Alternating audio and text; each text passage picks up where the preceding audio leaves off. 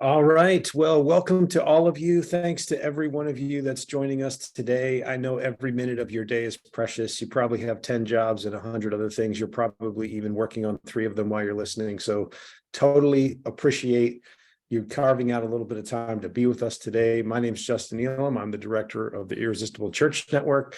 And today I am joined by friend and former colleague at North Point and currently pastor of New Vintage Church in Santa Rosa, Darren Youngstrom. Darren, why don't you tell us just really briefly a little bit about New Vintage? Hey, thanks, Justin. Yeah, I'm doing 3 things too. So I'm getting everything done while we're doing this too. I'm kidding. Miss you guys there in the Atlanta side of things. We're out here in Santa Rosa, California, which is in Sonoma County, wine country a little bit. I know a lot of people know about Napa, but we're in Sonoma, which is near there. And it just around here, if you are a wine person, Sonoma County makes wine, Napa makes auto parts, just so you know the difference. Yeah, we're a church here, been a partner for many years before I got here, and facing a lot of the same challenges everybody else is post-COVID and through it all. So we're in a beautiful weather, and I don't miss the mugginess. So Yeah, for sure. And I want to say a special welcome. Louis told me that Andy Baumsteig's joining us today. Andy was at New Vintage for how long? Darren, you may know. Andy, 21 years. I think it was 21 years. So 21 Andy, years. great to see your name and welcome. Glad you could be here with us. So let me just frame what we're about to do here. So Darren and I are going to have a conversation. And it's going to be a mixture of principles and practices and preferences. And our desire is that there's going to be some principles that you can pull from this and go, oh, that's a really great idea that might help our church and help us engage our community. There's going to be some practices and there may be some differences in what it might look like in your context, in your geographical location versus what Darren's in. And then, of course, there's always our preferences, our wiring as leaders, our wiring as people, how that affects how we execute ministry. So it's going to move between all of those things. But our hope is at the end of this time that you'll walk away with something that you can take away either personally or with your ministry that'll help you do what God's called you to do. And one of the ways we can make sure we cover something specific you want to know about is if you will, in an ongoing way, enter your questions into the chat. Louis in there, Julian's in there on our team.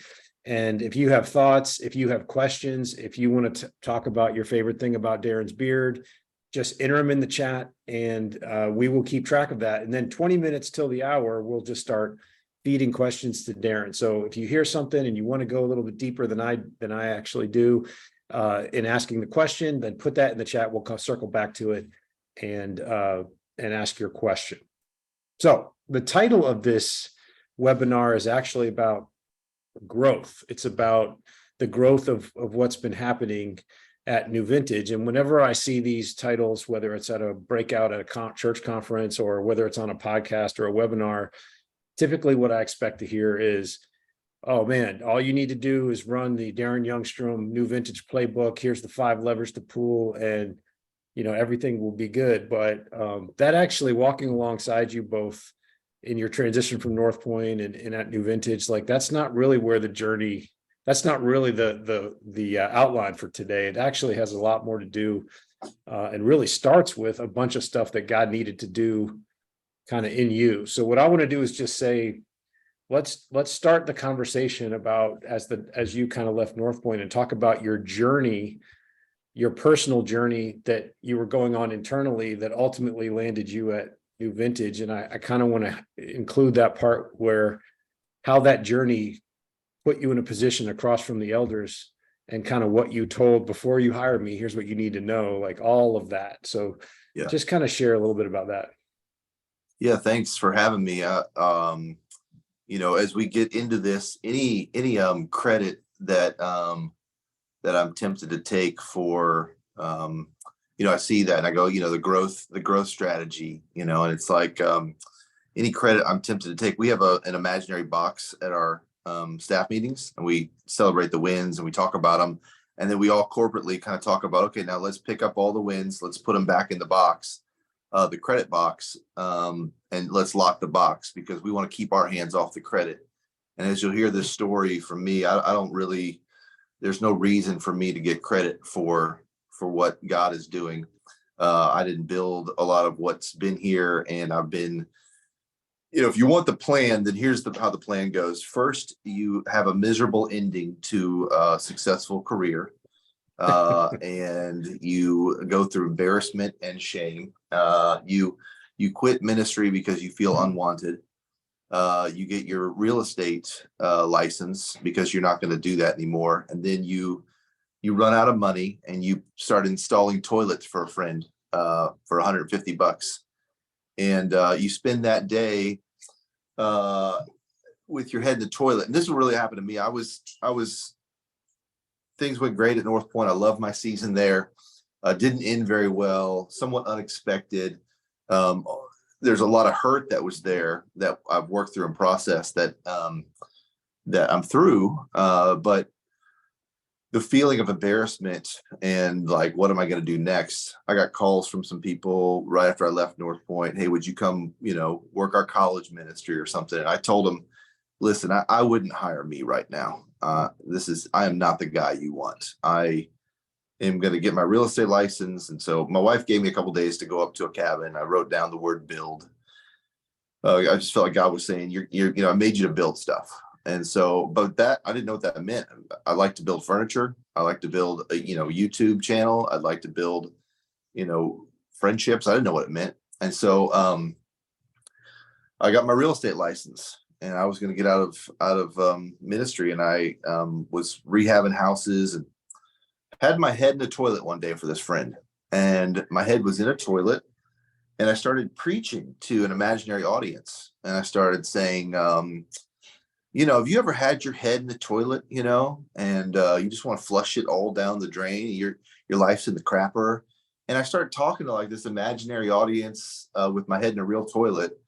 And it dawned on me that day that that God wasn't done with, the story of my life being in ministry. And so I still didn't know what to do. I was at a coffee shop one day. A guy named Lee Jenkins came along. Lee's a pastor there in Alpharetta.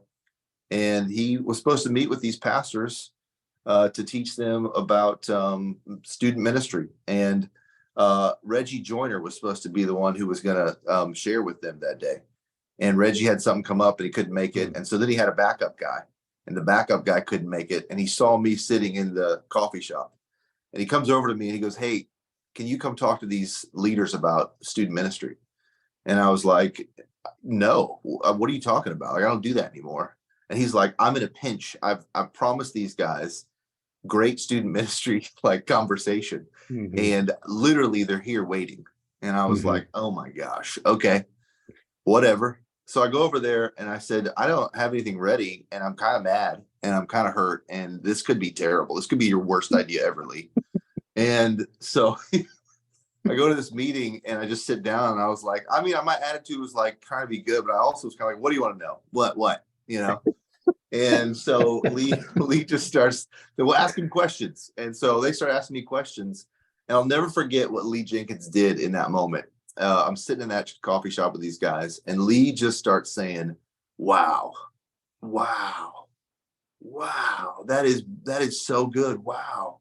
And I'm just answering questions, and I'm kind of salty. And we get done. He goes, what are you doing? I was like, I don't know, bro. I don't know what I'm doing with my life.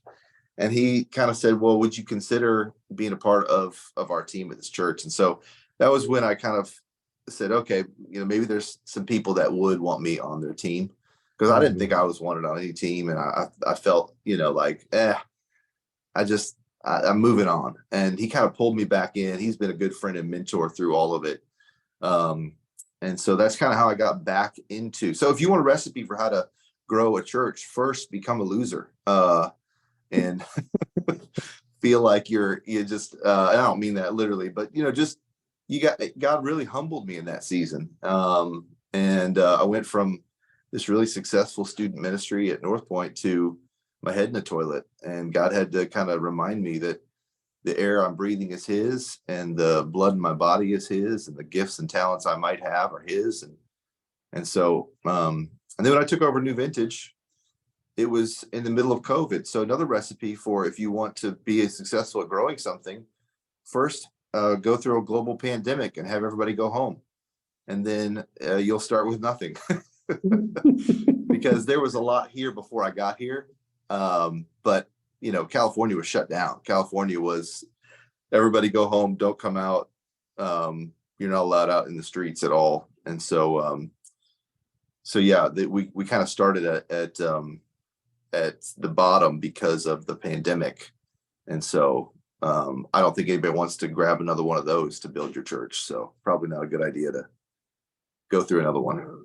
So real quick, when you were talking about kind of that season right after North Point, I don't even know if you remember this, but you and I had breakfast and you pitched an idea for a reality show. Do you remember this? I don't even know if you want to share it, just in case that's on the back burner for you and Molly. But do you remember? No, do you remember? What was the reality show? It was something you wanted to do with your brother about flipping houses or something. Yeah. You're like, hey, you were selling me on this reality show, and I was like, maybe. Yeah. Or you eventually get back into ministry, another option. Yeah.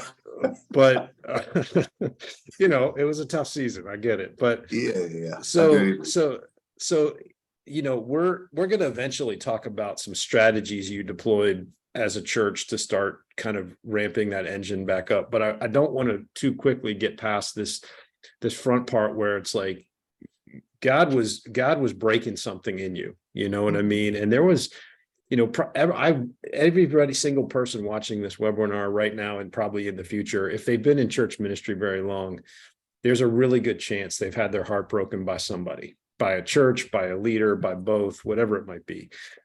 And, they've gone through that season where there's always something you can point to. There's things you could point to and say that this process was not honoring. This process was not helpful. And you could have nursed that grudge for a long time and had to work through all that. But it almost feels like before we even get to the things that God is growing, there was things he was killing in you. And some of that had to do with forgiveness. Some of that had to do with looking out over a parking lot and going, what have I gotten myself into? But you had already gotten some of the way there because you sat across from the elders. And I'd love you to share, like most pastor interviews probably don't go the way yours went. Yeah. So, I mean, so yeah. So after I was done at North Point, I was pretty heartbroken and miserable. I was one of these church kids that grew up and just everything was sort of good and God was good and everything was good and then everything wasn't good. And so I started sort of on this slow journey of turning to comforts that weren't healthy. And so I started drinking alcohol too much. I would drink myself to sleep many nights. And one night my wife kind of found me over the sink, not doing so well. And she basically said, you need to either get some help or I don't know what's going to happen. And I'd had a phone call from one of the leadership people at North Point offering to help me out with counseling. And he'd said, I want to set you up with some counseling so that, bitterness doesn't grow in your heart. And that was pretty early on in the process. And I said to him, well, I'd prefer you set up a cage match than a counseling session, which I'm glad he didn't honor the first request. But I was just so frustrated and hurt, right? And so I called him back and said, hey, I'm ready for that counseling. And my counselor said, hey, what's that passage of scripture about blessed are those who mourn? What does it say? And I said, blessed are those who mourn, for they shall be comforted. He said, you're in a place of hurting and you're mourning and you're just looking for comfort. You're just doing it the wrong way. And your best sources are God, your family, and your friends. And if you'll just turn to those sources for comfort and recognize that's what you're longing for, God will comfort you and he'll give you what you need apart from these other false comforts that you're chasing. So that was the beginning of healing in that place. Yeah. But when I got the interview with New Vintage, I wanted to be full disclosure. I wanted them to know who they were getting. I was like, listen, you need to know before I get there that my weaknesses as well as my strengths. And so I said, I know people don't normally do this in a job interview. I'm in this interview, but I just need to let you know that there were about 6 months after I left my last job that I was kind of borderline drunk, like I was borderline bad. I was drinking too much and I was salty and frustrated, upset. And I've gone through healing for that. I've gone through counseling for that. I feel redeemed from that. I'm not struggling there right now, but I can't come out and be a pretend pastor anywhere. And because what happens with pastors I've seen is they stand on a stage, they tell their stories, and they lead their church, and they have no friends. And I was like, I'm going to start by saying, listen, either you like me for who I am, or you don't like me for who I am. But I need you to know that if we move our whole family across the country, I got to have friends. And so that starts with being real and being honest. And if I'd rather know now that you don't want me because of my failures and my struggles, than find out later that, oh, we really didn't know everything, and we didn't really want somebody that real and that honest and that raw. Because if I was going to get back into ministry, I was going to do it in a way that was just, that felt free to me, that felt honest and honoring, to me. So, and that meant me, I'm kind of just too honest sometimes, but I don't know, real authenticity is, I think, what a lot of the world is looking for from the church right now. Like, just tell me the truth. Just be honest, quit having all these secrets come out of the woodworks that we didn't know about. Just be real. I can handle real. I can't handle lying and fake. So that's just where I want to start. Yeah. And it's almost like even if you had tried to put on some sort of like facade that would have gotten you past, it's like eventually you're going to figure out who I am anyway. Like eventually we're going to be right back here. So let's have the talk now, before we do this. Yeah. So, you went through this, it seems like, God had to do some things in you to free you up as a leader, because, there's, we kind of talked about those imaginary conversations you have over doing the dishes when, you don't have that resolution. And, there's probably people that are watching this and they tuned in to hear the 5 key strategies that have worked. And what God wants them to hear is, hey, for us to do what we need to do together, I need you to work on this person that's living in your internal debtor's prison, this person you haven't forgiven. Mm-hmm. Somebody had gone ahead of you and sort of looked back and said, hey, I don't want this root of bitterness to grow, because I know what that's going to lead to. What would you tell that leader who's maybe God right now is stirring them, like, hey, there's somebody that you have in some sort of like prison of unforgiveness, and that's what we need to do before we're ever going to grow, whatever it is I want to do with you. Yeah, that's good. Well, if you're a pastor, you have to teach about forgiveness. And if you're not doing it, your messages are going to be lame. You're just not going to have any authority behind it. And so, if you're carrying around some hurt and some forgiveness, something somebody told me one time was, forgiveness is a process. So don't beat yourself up because you can't do it right away. You don't snap your fingers and forgive. It's a process. And so I was having lots of conversations in the back of my head about, having to forgive and having to let go and, angst. And so, I was presented an opportunity to have a conversation and got to say, hey, I don't think you know how badly you hurt me. And so, I had this conversation that went well, and the bridge begins to mend. But then I went to my counselor and I said, I got to talk to you about this.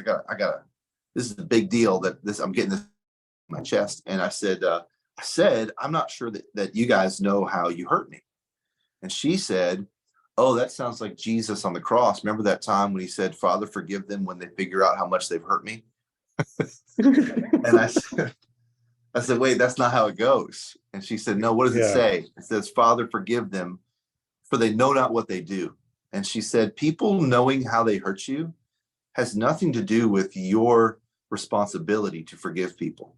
If you're a Jesus follower, we forgive people whether they figure it out or not, whether they know how badly they hurt you or not. And so it's not my job to get everybody on board with how they wronged Darren. Like, hey, I need you guys to know this. I need you to see this. I need you to understand this. And then I need you to apologize. Here's how I want you to apologize. I need it in writing, and I need it this way. My job is simply to do what Jesus did and forgive, whether they ever understand it or not. And so that was really freeing for me to go, oh, wait, I don't have to let everybody figure it out. I don't need everybody to understand. that them somebody else understanding how they hurt me has nothing to do with my responsibility in the forgiveness game. And then when I was able to let go and forgive, really honestly, I can tell you, all the conversations in my head stopped, all the frustration stopped, all the comparing stopped, all the can I prove myself stopped, and I was free to just enjoy the calling that God had on my life instead of this ministry hurt that many people continue to walk through of like, well, I'm going to show them and I'm going to I'm going to get them back, or I'm going to whatever. Like, that's all gone, because when you do what Jesus calls us to do and forgive and truly let it go, man, there's a freedom there that really propels you into ministry and lets you speak with authority on forgiveness and go, hey, you know what? And it's ongoing. You always have to do it. But man, when you let go of it, there's a freedom there that if you're still trapped in it, you want that freedom. Yeah. And I can't help but think, knowing what I know now about some doors God was getting ready to open in Santa Rosa, some doors you couldn't see, you didn't even know what was in front of you, but like that, there was so much sideways energy that was being spent on this other stuff. Like for you to be who God created you to be and be free to engage in these doors he was about to open in the ministry he wanted for you, it's almost like, hey, we've got to pull this root out for us to go and do.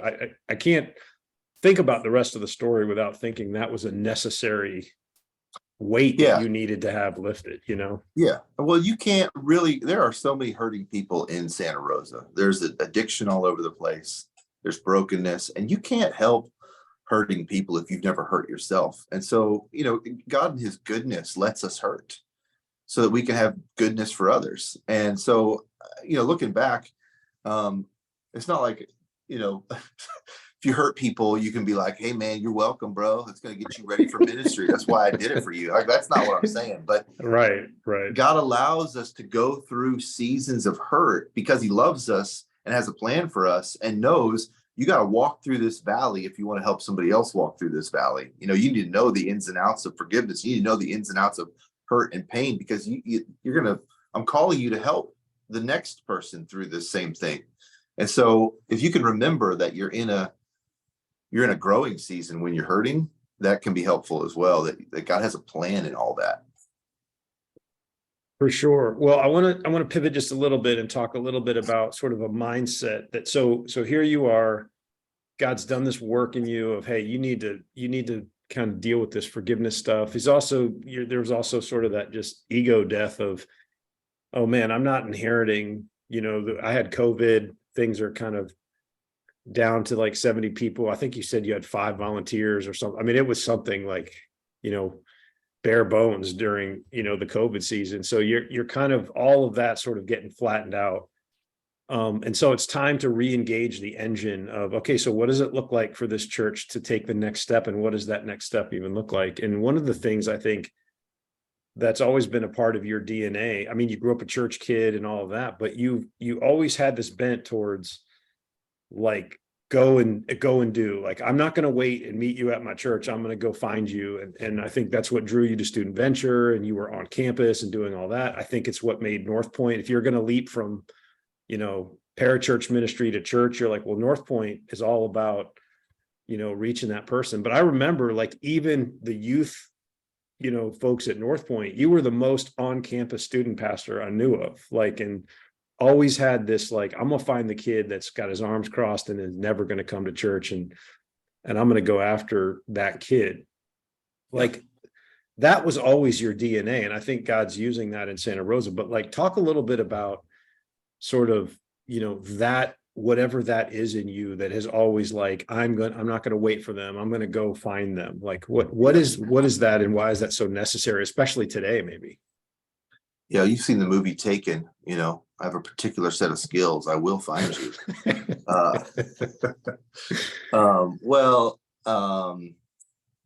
So New Vintage, we're on an Irresistible Church Network call here, and New Vintage has had the DNA of loving the city for a long time. So getting the people that were still here on board with that wasn't difficult. they were excited to do that, to figure out. It was like, hey, those of us that are left, we want to figure this out together. We're excited about it. So that was the easy part of just getting people, fired up. That was great. And Judd Wilhite at Central Christian, I got connected to a transitions leadership group, and we went to visit Judd Wilhite. And the first year I was here, I think was Christmas 2020, COVID. It was a COVID year, and like we couldn't do anything for Christmas. Christmas was shot basically, and so Judd had this idea that they were going to turn their parking lot into a magical Christmas adventure and let people drive their cars through. And so I came back from my meeting with him in October, and I told my team, we have 2 months to turn the parking lot into a magical wonderland and see who shows up. And so the team, the people that were left, I mean, they were awesome. They were like, we're all in. I canceled everything in December and said, all we're doing in December is a parking lot. We call it Christmas Is, literally the same thing Central called it. And we had stations for candy and presents and hams. I mean, we did 4 nights in a row. We had over 800 cars come through. We ran out every night. This is a God story. That's not a me story. And every night it cost us about 20 grand or 15 grand to reload the next night. We thought we had enough. And then the first night came, cars, all over the place. And every night somebody gave $15,000 or a group gave $15,000. We went back to the grocery store. We loaded up trailers full of hams and turkeys and blankets. We bought Sam's or Costco out of blankets. They're like, why do you need 300 blankets? So they just give them to us. And it was like this like aha moment that the DNA of this church in this city that's outward facing for the good of our community, it's still alive and well. And people are craving connection. People are craving goodness. People are craving like community feel. And so that was like the first time that our church that I got to take over, the ones that were here, we looked at each other and went, oh, this is going to be cool. Like, yeah. I think we've got something going on here. And so from there, man, I just know you gotta go meet principals, you gotta go meet teachers, you gotta go meet business leaders, you've got to go, and so I was new to the area. If you're new to an area, that's actually a bonus for you. You make that your excuse. Hey, I'm new, and so I'm just trying to meet everybody. That's what I'm supposed to do. And so I'd call everybody or email principals and say, I'm new down the street. I'm supposed to meet you. And they're just like, oh yeah, I guess you are supposed to meet me. And then you should go meet them. And one of the things, Reed Moore, Gwinnett Church pastor, wrote a talk a long time ago that I stole from him, that he gave me permission to steal, about flashlights and spotlights, that we live in a world full that craves the spotlight, right? But what the world really needs is a flashlight. And so I send that talk, I write it, and I send it to all the principals in the area every year. And I say, hey, I'd love to come to your staff meeting and give this talk. Here's exactly what I say.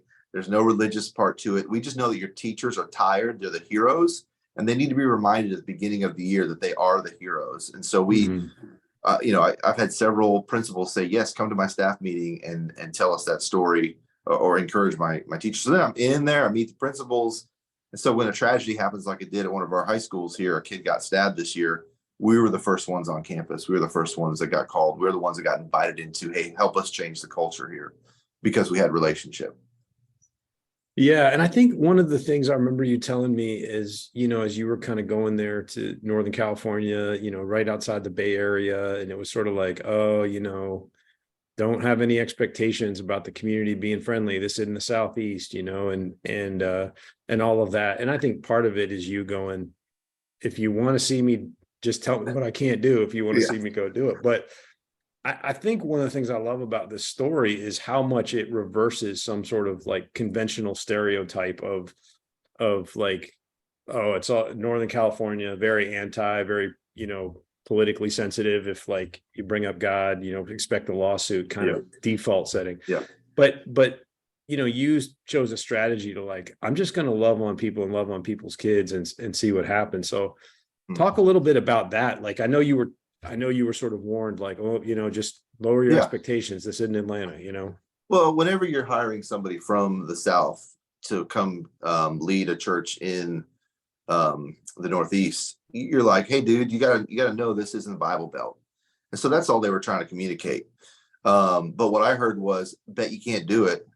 And so I just thought, well, we'll see about that. I like a good competition, but really, we're not doing anything crazy because COVID had shut everything down. Our church was open and the schools were shut down, and the schools started coming to us saying, can we use your facility to host graduation, to have this party, have this event, have this fundraiser? And we just said, yeah. So then I met all you meet the influencers in those moments. And then those influencers gave me access to other places and other opportunities. The football coach is a guy named Vertus at the local school. We met him, instantly became like brothers from another mother. It was like such a good relationship. And unbeknownst to me, he had a family member pass away who would tell him to go back to church. We show up the next week and he was like, oh my gosh, that's my aunt telling me I'm supposed to do whatever we're supposed to get involved here. So he hands us gear and says, you guys are going to be coaches. And we got a part-time job, just upon our first meeting. And so then we're off to the races. Chick-fil-A is giving us biscuits to give to the football team. Literally, the coach has made our summer camp a part of his of his program. So he sends an email to all the parents saying, hey, new vintage summer camp with Kevin and Darren. This is part of our program. So I'm going to give the guys the week off so they can go to summer camp. So we'll take 40 or 50 high school football players to summer camp that we didn't even exist before last year. Wow. And so again, I take my hands off the credit. Like I'm just sort of doing what I've always done, which is I feel very comfortable in public schools because of my time with Crew. And I just assume they need the help, that they're hurting, that they're not being encouraged. And if you go in with a posture of encouragement and love and donuts and food, and we're just here to help and not muddy the water with too much, oh, and also, can you do this for us? Get them to kind of move your way.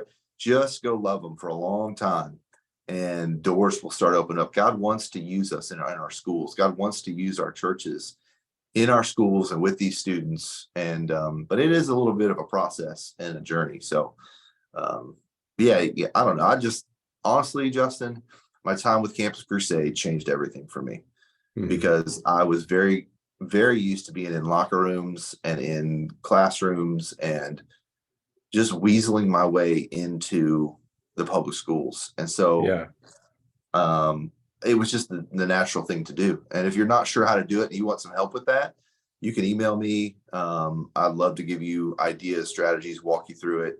It's really a lot of fun. Yeah. And it seems like, I mean, you were doing this day one when you got to North Point. I think one of the things that is kind of interesting, what's happened since your time at Crew and since your time at North Point, is suddenly COVID changed a lot of dynamics. And now you hear churches talking about, hey, the come and see thing, that's not happening as much anymore. We need to, a term that is used around here is we need to endear ourselves to the community. Like we need to be seen doing good in the community. And I feel like that because of your background in Crew, because of your DNA, like you were already sort of engaging in that, so that you had lots of reps in that sort of, I'm not going to wait for them to come and attend, inside out at North Point. I'm going to go in the high schools. I'm going to, help coach teams and stuff. So it seems like in some ways you already had a sort of bent or propensity to do something that actually today is probably more strategic for the church than ever. Yeah. And yeah, go ahead. Yeah. Well, I think if we go and do, they will still come and see.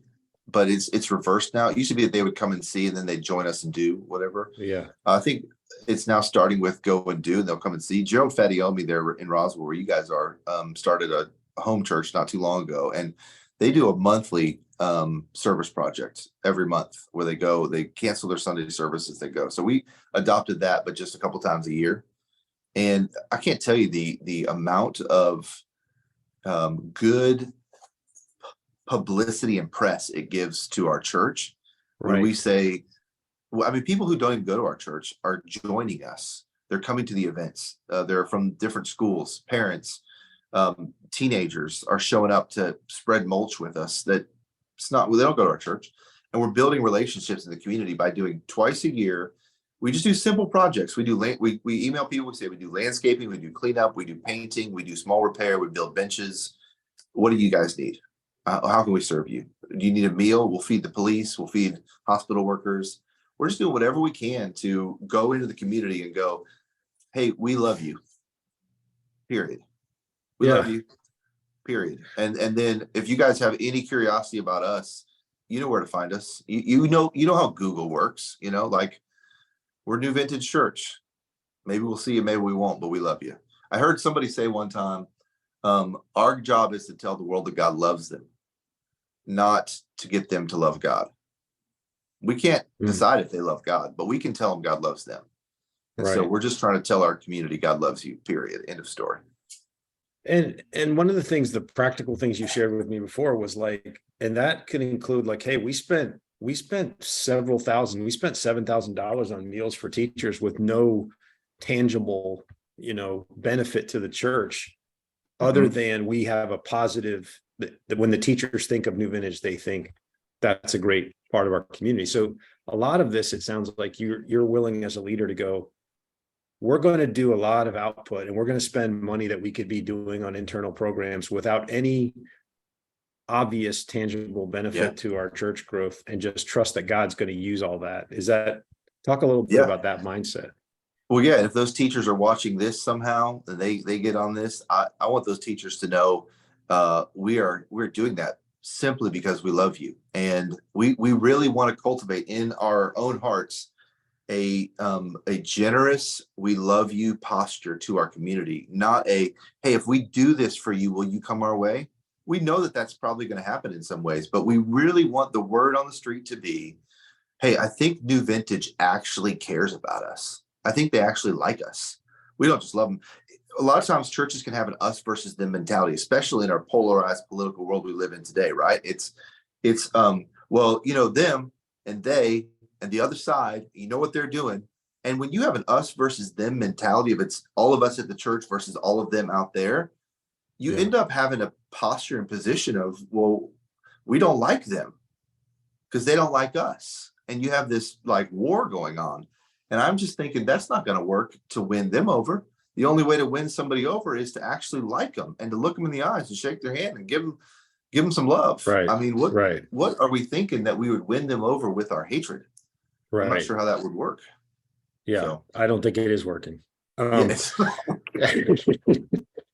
So I got one last question for you before we kick it to Q&A. Before I say that, I've seen, in the chat, been going by here, a lot of familiar names, folks in our network. Great to see you today. If you're on this call, though, and you're like, I've heard you guys mention a network that Darren's in, that's what we do. That's what I did. Our team does. We host a group of leaders who are trying to figure this out. They're all doing micro innovation like Darren's doing. And we just are facilitating what are the best practices? What are the best ideas? How do we make our churches more effective, given all what's going on in our culture, et cetera? So we take these things that Darren is doing and we kind of let other churches know, hey, this is something Darren's trying, and do it with other churches as well. If that's something that you're like, I might be interested in that conversation or being a part of that tribe, just let Louis know. He's on the chat, and you can just say, hey, I want to talk about, what does that mean? What does that even look like? So Louis would be happy to talk to you. So one final question, then we'll go to Q&A. If you're a leader and you're listening to this and you're going, okay, I didn't grow up in Crew. I'm not the student guy. I'm not as comfortable or as cool as you are, going in there and doing that. Like, that's tough. Like, what is one step you could say, hey, you don't have to have any of that background. Here's what I would tell you as a leader. This is one thing any leader can do. Okay, so here's an idea for you. And maybe this is, again, most of what I do is not that innovative. It's just, we're just, I've done it over and over again. It seems to work. So one of the things Kevin Turner came up with, a good friend of mine years ago, he said, when we're doing these back to school bashes that a lot of churches do, we want to invite the kids back to school. We got to figure out a way to get more students here. And so he decided he was going to make 2 t-shirts for every student. And I have done that for 12 years now. I don't know the number of years, 10 or 12 years. Okay. And I cannot point to one thing that gets more public school kids onto your campus than handing a t-shirt to every one of your students and then teaching them how to hand a t-shirt to their friends to invite them to the back to school bash. We saw numbers triple, quadruple. I mean, we our first one we did here at New Vintage, we had almost 300 students show up for our back to school bash, and we had a fraction of that prior to that week. And so you create a fun thing that they're going to do. It's a dodgeball tournament. It's a color run. I mean, one year we just had a foam pit. We did redneck paintball one year where we had kiddie pools with paint in it and a billion marshmallows on the middle of the lawn. And you go dip your marshmallow into paint and you throw it at other people. Redneck paintball war.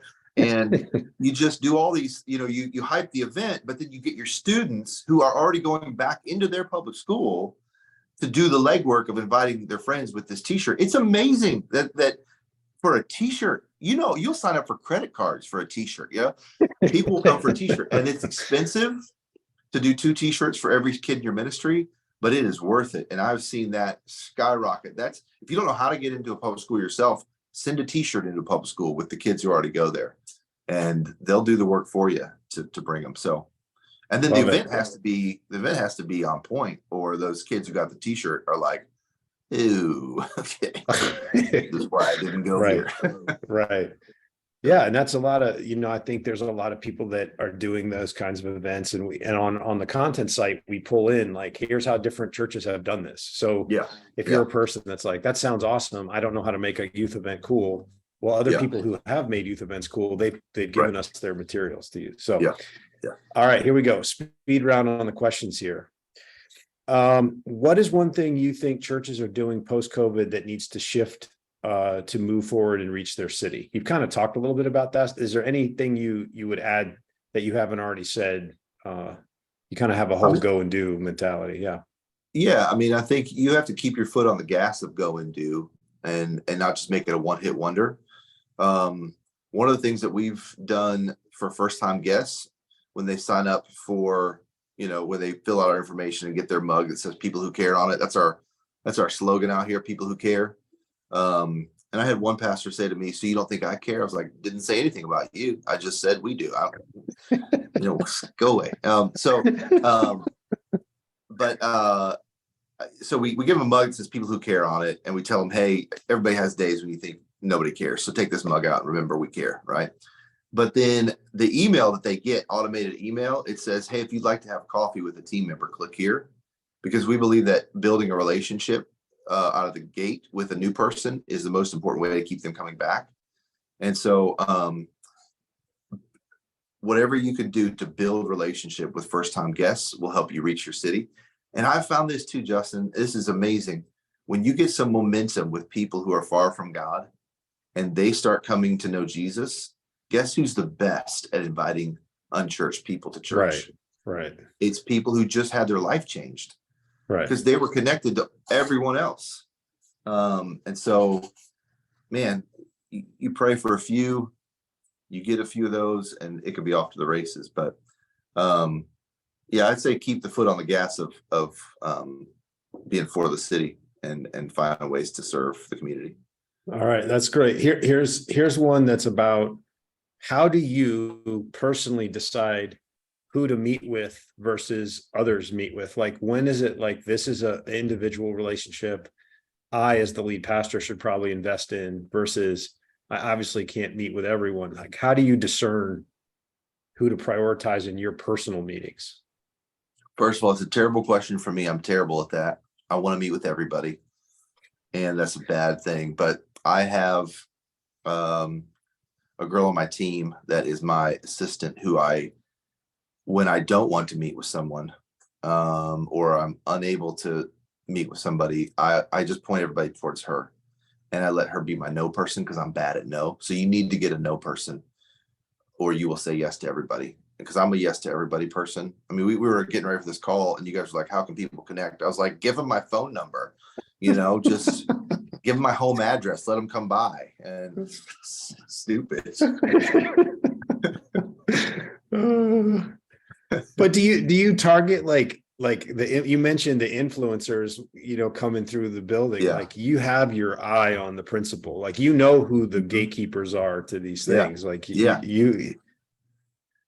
Yeah. I mean, there are certain people that it depends too on your team, like who's good at meeting with people and who can handle things. I mean, you've got to keep developing people on your team who can have those meetings you don't want to have. But I still want to be a pastor, and depending on your church and your story, what I mean by that is I still want to shepherd people. I still want to meet with the hurting. I still want the addict in my office. I still want the person who is about on the brink of homelessness to ask me if the church can help and pray over them. I still want to do those things.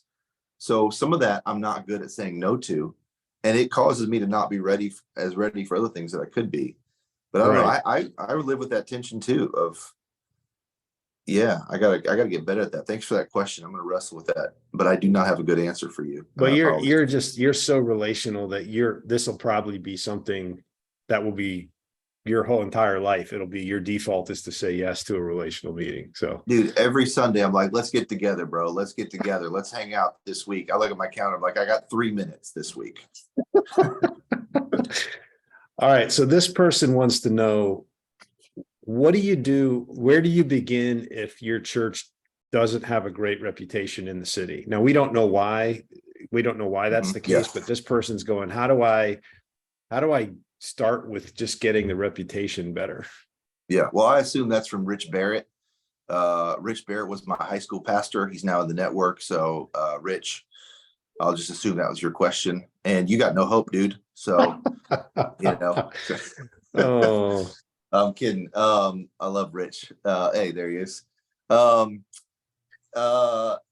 think if your church doesn't have a good reputation, I guess you start by figuring out why and where is that coming from.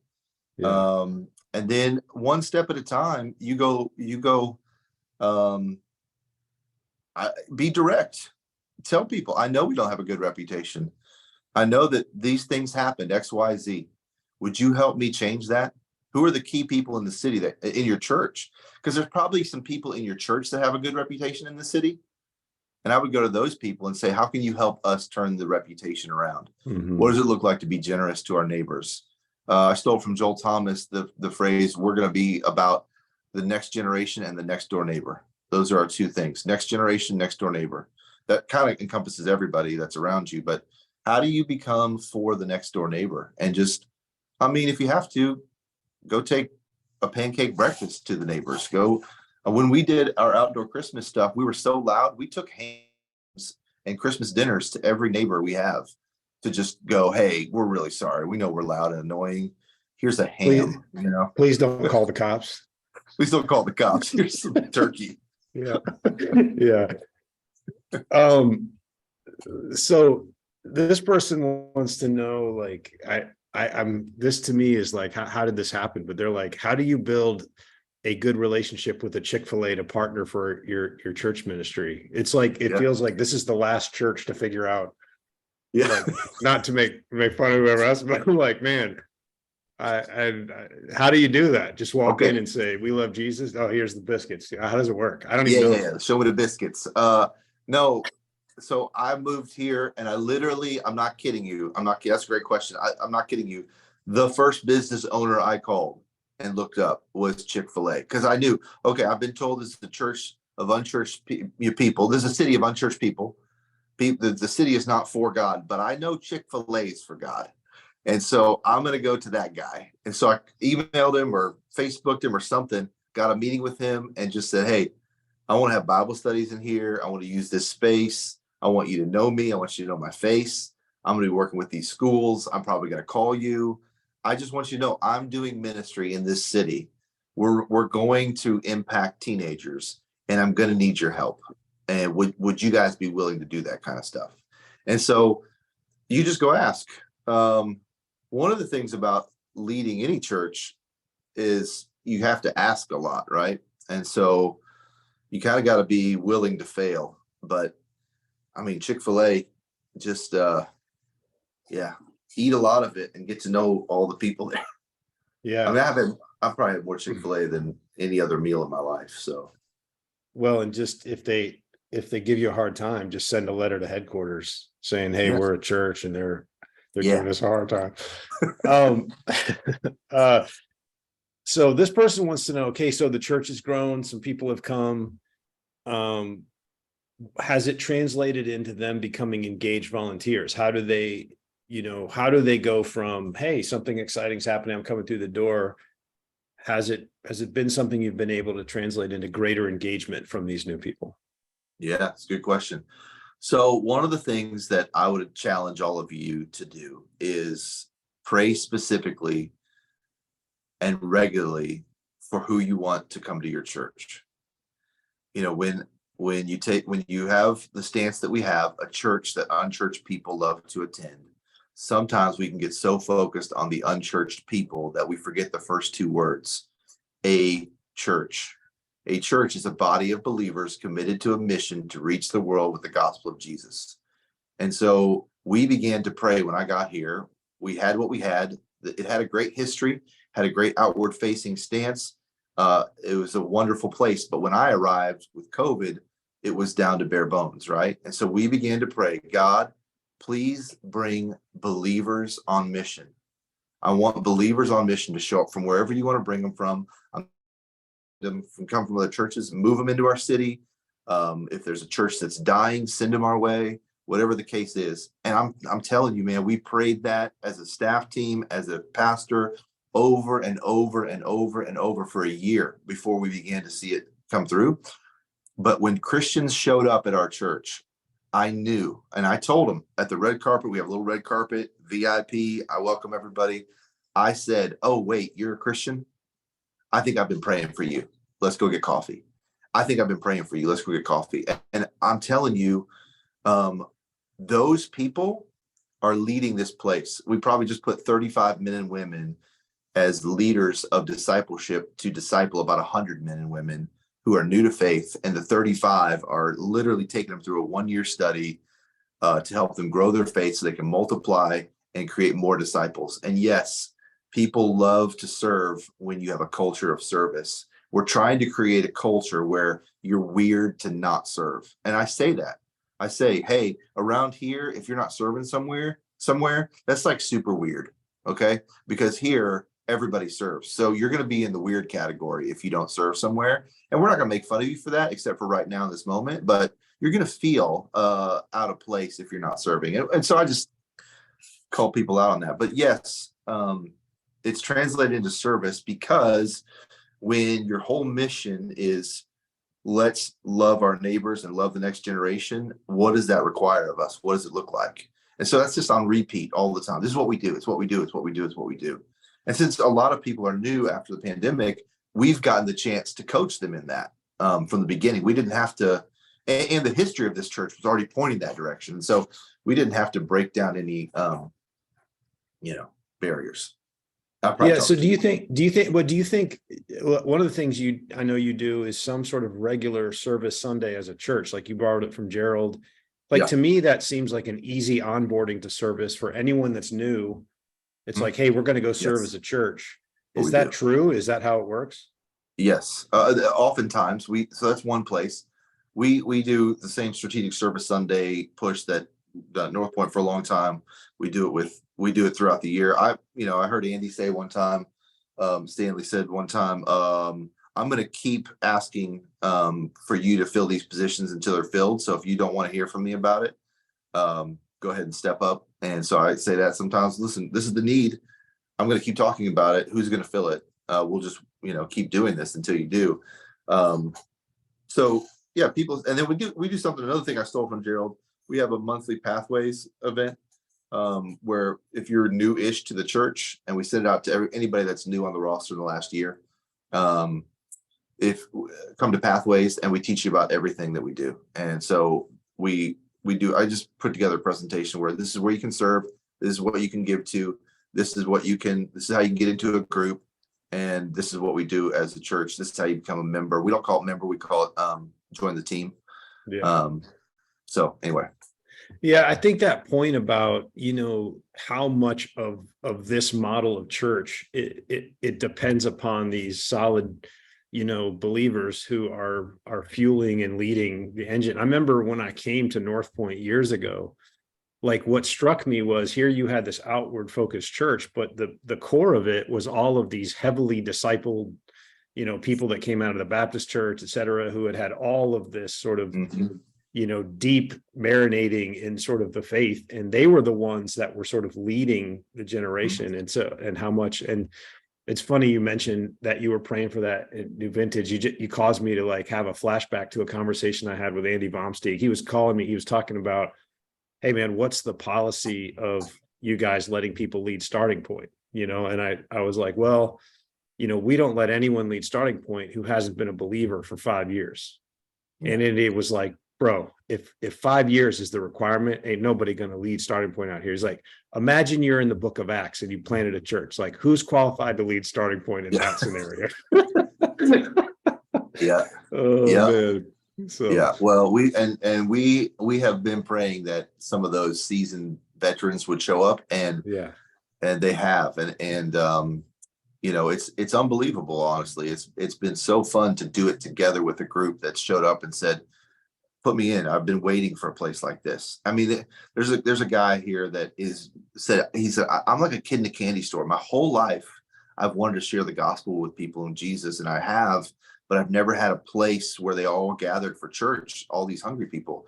He said, man, I need some help. He's the one who helped us start the discipleship program, because he's like, I got too many guys. He literally led like 10 guys who've been coming to our church to Christ in like 2 months. He's like, I can't keep track of them anymore. And so again, I don't get credit for that. We've just been praying that God would bring these people who would do this work. And so, interviews like these and talking to groups like this, sometimes it feels like I wish I could just hand you the playbook that you could just do this thing. But I don't know what I'm doing other than praying and loving and serving and giving and meeting and asking. Like there's some things I could help with, but I don't get the credit. right. God gets credit for what's happening. I'm fortunate to even be in the middle of it. I mean, I had my head in the toilet a couple of years ago. Oh man. Have you ever, real quick, we're going to say goodbye here, but did you ever preach the toilet sermon that you practiced that day, or is that still in the on deck circle? It's still working its way out, Justin. Oh, okay. Oh, there you go. That's a guy from student ministry right there. Yeah. Never misses a gap. Never misses a gap. Anyway, Darren, thank you so much for today. Thanks all of you for joining us today. Again, if you want to have a conversation and hang out with great leaders like Darren and be a part of this conversation and help us all figure it out, as Darren said, nobody's got some playbook. We're all figuring this out together. Again, thanks for your time and what you're doing, Darren, and your honesty and transparency. I feel like that was just so healthy, and it's what we all need and crave. So appreciate you. Appreciate all you guys are doing out there. We know how much ministry is costing, and you love it, and you're giving so much to it. Thank you for everything you're doing. And signing off from the Irresistible Church Network. God bless you. We'll talk to you soon.